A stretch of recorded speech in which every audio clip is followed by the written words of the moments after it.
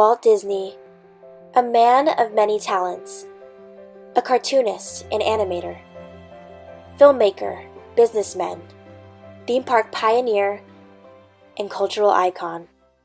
However, this success did not come easy. Disney constantly faced dilemmas and difficult decisions. Failure was never distant. Considering all the conflict that he faced, how was Disney able to build his empire? By analyzing his market and having confidence in his originality, Disney refused to compromise his artistic integrity in times of financial conflict, shaping him into an iconic entrepreneur. Disney decided to take his childhood hobby and turn it into a career. His first job was as an artist at the Pesman Rubin Art Studio in 1919. As he continued to build his career, he began experimenting with the camera and hand-drawn animation, which was a fairly new concept. The first animation studio, established by Raoul Barra and John Randolph Bray in 1915, created 2-minute films. Though Walt could never fully articulate why he was attracted to animation, he knew he wanted to create worlds of his own. Disney premiered his first cartoons, known as Laugh-O-Grams, at a local Kansas theater, and later distributed his Alice in Cartoonland shorts after establishing his independent studio, Disney Brothers. Walt was then contracted by Universal to create a new character, named Oswald the Lucky Rabbit. Despite its initial popularity, Universal was unsatisfied with the character. They believed he needed to be young and snappy-looking with a monocle, instead of the way Disney drew him. They didn't care about a story, just about how much the character could make the audience laugh. Walt defended his characters, stating, "I want the characters to be somebody. I don't want them just to be a drawing."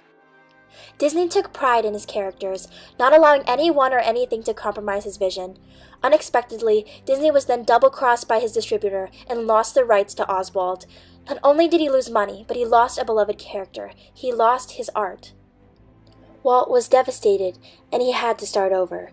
But this time, he was determined to have complete creative freedom. Despite the initial fear of beginning again, it did not take long for Disney to reinvent his studio. In 1928, he created a new character, Mickey Mouse, who was to become the star of his upcoming animated shorts. As he worked independently, the release of the first sound-accompanied film, The Jazz Singer, in 1927, caused Disney to realize that he needed to incorporate sound into his animation to make it not only more realistic, but also to increase profit due to originality. Due to the financial strains of adding sound, he scraped together the money he had left and even refinanced his family's mortgage to pay for his symphony. After creating 4 Mickey Mouse sound cartoons, no company would distribute them.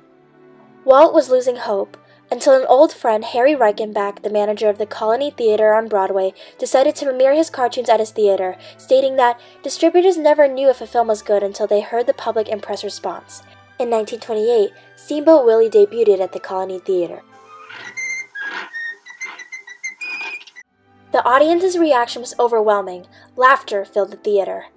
According to Variety magazine, Willie was not the first animated cartoon to be synchronized with sound effects, but the first to attract favorable attention. Disney did not allow financial boundaries to restrict his creativity and innovation. Without this persistence, Willie would not have been such a hit. Disney intimidated his competitors. They recognized that Willie had run a revolution in their art.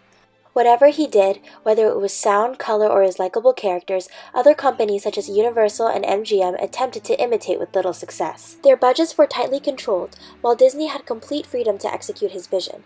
Because Disney focused on the emotional aspects of animation rather than just the comedic, he stayed ahead of his competition. Even with the success of these shorts, Walt was not satisfied. Shorts were less than 10 minutes long, and there was only so much that could be seen for that amount of time. Walt became more creative and innovative because he needed to.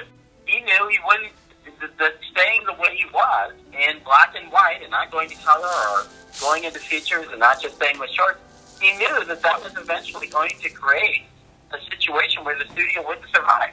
He believed that in order to expand his studio, he had to go beyond these shorts. Disney not only wanted to produce more profits, but he also wanted the aesthetic challenge.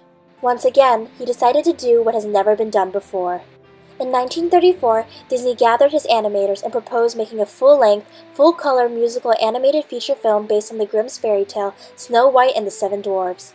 At the time, critics described this film as Disney's folly because they doubted that anyone would want to sit through an hour of animation. Throughout the making of this film, Disney refused to compromise the quality of any aspect regardless of how many resources it required. He needed everything to be exactly as how he envisioned.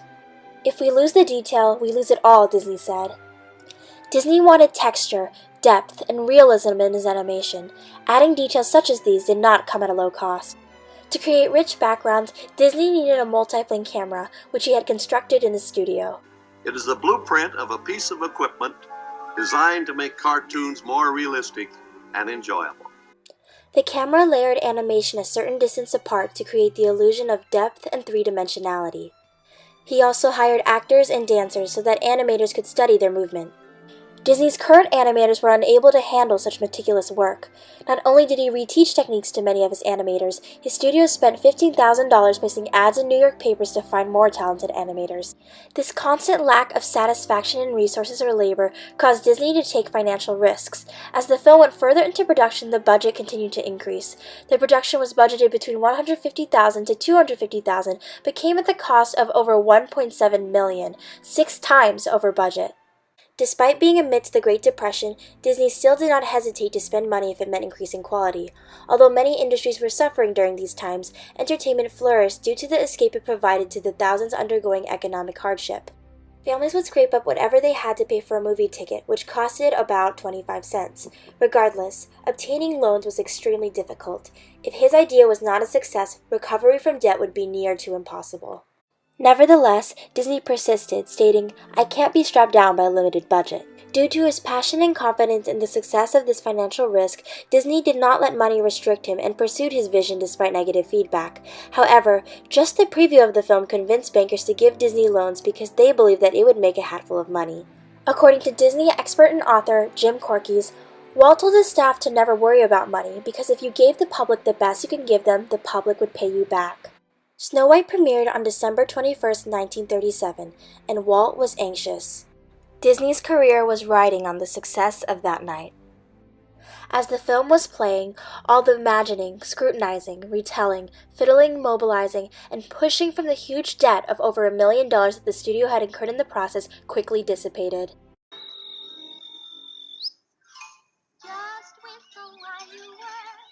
According to legendary animator Walt Kimball, these were cartoons, just drawings, but they gave definite emotion and were real for the audience.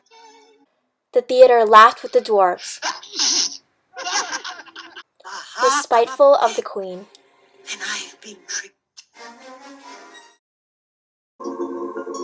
and cried as Snow White laid on her bier. Disney was able to move people through animation. After 4 years of experimenting and learning new techniques to improve this film, all of his risks paid off.